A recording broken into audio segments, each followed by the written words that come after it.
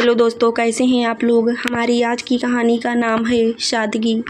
दिल्ली की तपती दोपहर थी। सूरज मानो आसमान से आग बरसा रहा हो।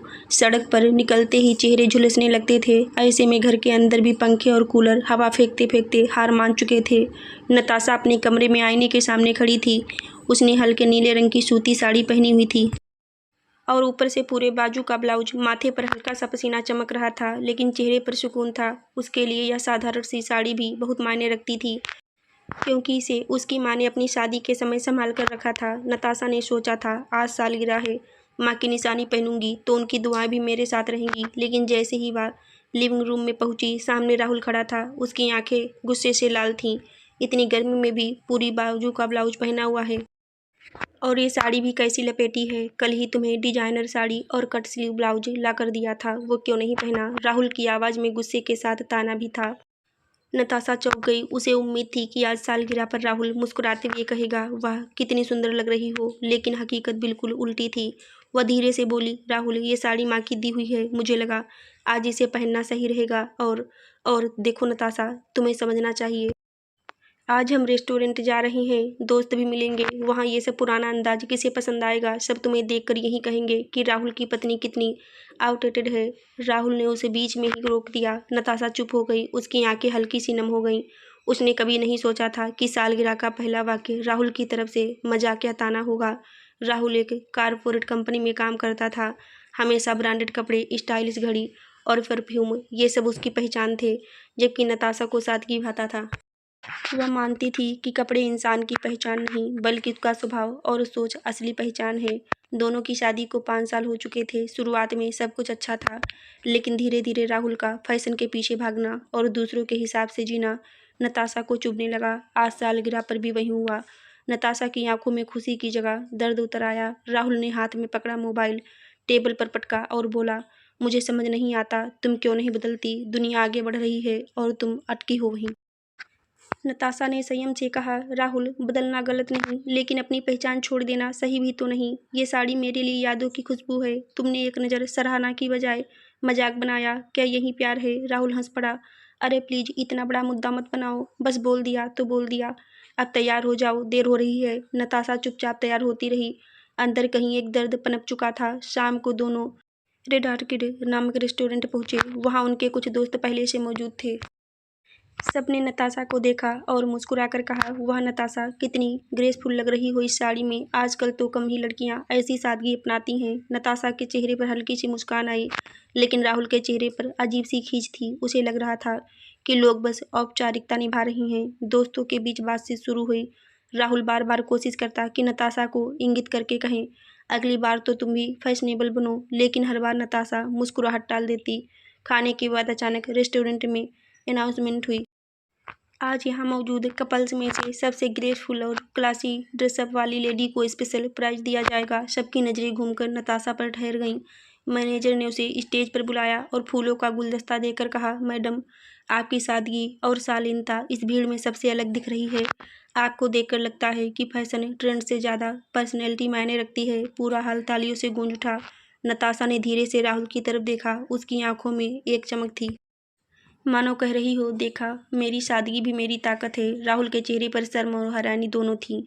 वह चुप हो गया। रेस्टोरेंट की भीड़ तालियों से गूंज रही थी। नताशा फूलों का गुलदस्ता थामे खड़ी थी। उसके चेहरे पर आत्मविश्वास और हल्की मुस्कान थी। वहीं राहुल अपनी कुर्सी पर बैठा हुआ एकदम खामोश था।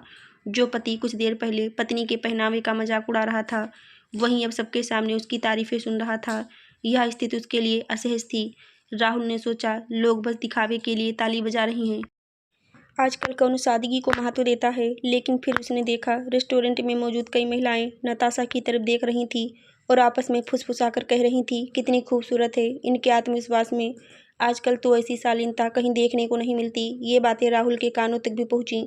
राहुल और नताशा दोनों कार में बैठे थे। बाहर की सड़क पर गाड़ियों की चिल्लपों थी, लेकिन कार के अंदर सन्नाटा पसरा हुआ था। राहुल खिड़की से बाहर देख रहा था। नताशा ने चुप्पी तोड़ते हुए कहा, राहुल आज समझ में आया कि लोग हमेशा वही नहीं सोचते जो तुम सोचते हो। सबको सिर्फ फैशन से नहीं, इंसान की शख्सियत से फर्क पड़ता है। राहुल ने हल्की नाराजगी से कहा, तुम ये मत समझो कि एक इवेंट से दुनिया की सोच बदल गई।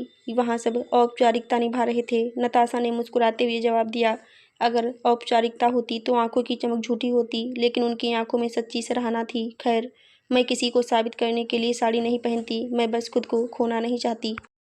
राहुल के पास कोई जवाब नहीं था। घर पहुंचकर नताशा ने गुलदस्ता मेज पर रख दिया। वह चुपचाप अपने कमरे में चली गई। राहुल ने टीवी ऑन किया, लेकिन मन कहीं और था। बार बार उसके दिमाग में वही दृश्य घूम रहा था।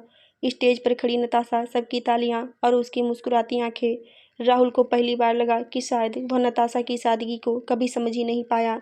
रात को जब वह कमरे में आया तो नताशा बिस्तर पर किताब पढ़ रही थी। उसने धीमी आवाज में कहा, नताशा, मैं शायद आज सुबह तुमसे ज्यादा सख्ती से बोल गया। नताशा ने किताब बंद की और बोली, राहुल, बात शक्ति की नहीं सोच की है। मैं हर बार तुम्हारे मजाक को हंसकर टाल देती हूँ, लेकिन अंदर से चुभता है। सालगिरह पर भी तुम्हें मेरी खुशी नहीं दिखी, बस तुम्हारा डर दिखा कि लोग क्या कहेंगे। राहुल चुप रहा। उसके लिए यह स्वीकार करना मुश्किल था कि उसकी सोच गलत हो सकती है।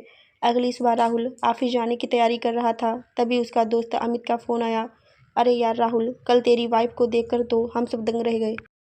सच में उसकी सादगी ने सबका दिल जीत लिया। तेरी किस्मत है कि इतनी ग्रेसफुल पत्नी मिली। राहुल ने आधे अधूरे मन से हंसकर जवाब दिया, हाँ हाँ, ठीक कह रहे हो। फोन कटते ही राहुल आईने के सामने खड़ा हुआ। उसने सोचा, लोग सच में उसकी तारीफ कर रहे थे, क्या मैं ही अब तक गलत सोचता आया। इसी बीच नताशा ने तय किया कि वह खुद को और अपनी सोच को छुपाएगी नहीं।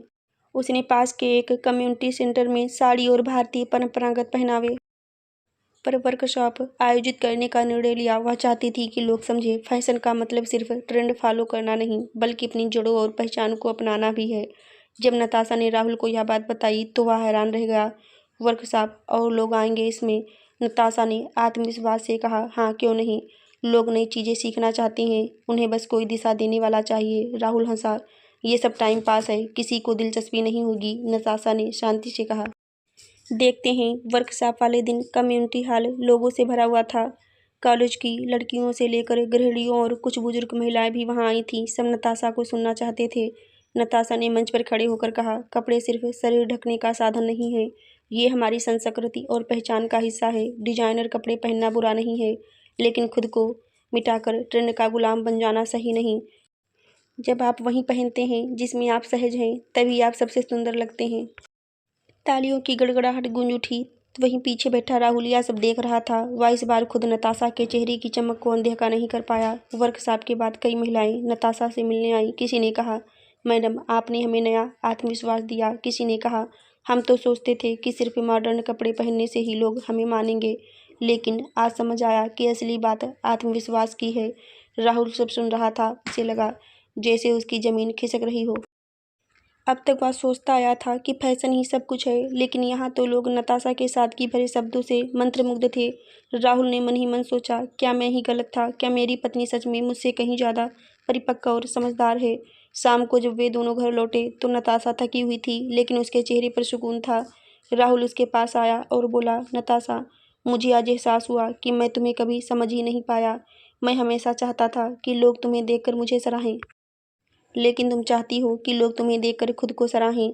फर्क बहुत बड़ा है। नताशा ने मुस्कुराते हुए कहा, राहुल, समझना ही सबसे बड़ा तोहफा है। वर्कशॉप के कुछ दिन बीत गए, लेकिन उसका असर राहुल पर गहरा था। वह अक्सर सोच में डूबा रहता। ऑफिस में सहकर्मी जब भी उसकी पत्नी की तारीफ करते, भाई, तुम्हारी वाइफ बहुत शानदार काम कर रही हैं। हमने अखबार में उनकी फ़ोटो देखी तो राहुल को भीतर कहीं गर्व तो होता, लेकिन साथ ही अपराध बोध भी कि उसने नताशा को कभी समझा ही नहीं। एक शाम दोनों छत पर बैठे थे। ठंडी हवा चल रही थी। नताशा चाय पी रही थी और राहुल चुपचाप उसकी तरफ देख रहा था। क्या बात है राहुल, आजकल तुम बहुत खामोश हो? नताशा ने पूछा। राहुल ने गहरी सांस ली और कहा, नताशा, मैं सोच रहा हूँ, मैं तुम्हें लेकर हमेशा गलत था। मुझे डर रहता था कि लोग तुम्हें देखकर मुझे जज करेंगे, लेकिन असल में लोग मुझे देखकर तुम्हें जज कर रहे थे। मैं तुम्हें बदलने पर जोर देता रहा, जबकि बदलना मुझे चाहिए था। नताशा मुस्कुरा दी। राहुल, रिश्ते तभी चलते हैं जब दोनों सीखते हैं। अगर तुम अब समझ गए हो तो यही काफ़ी है। राहुल ने पहली बार अपने भीतर झांक कर सोचा कि उसने पत्नी का मजाक क्यों उड़ाया था।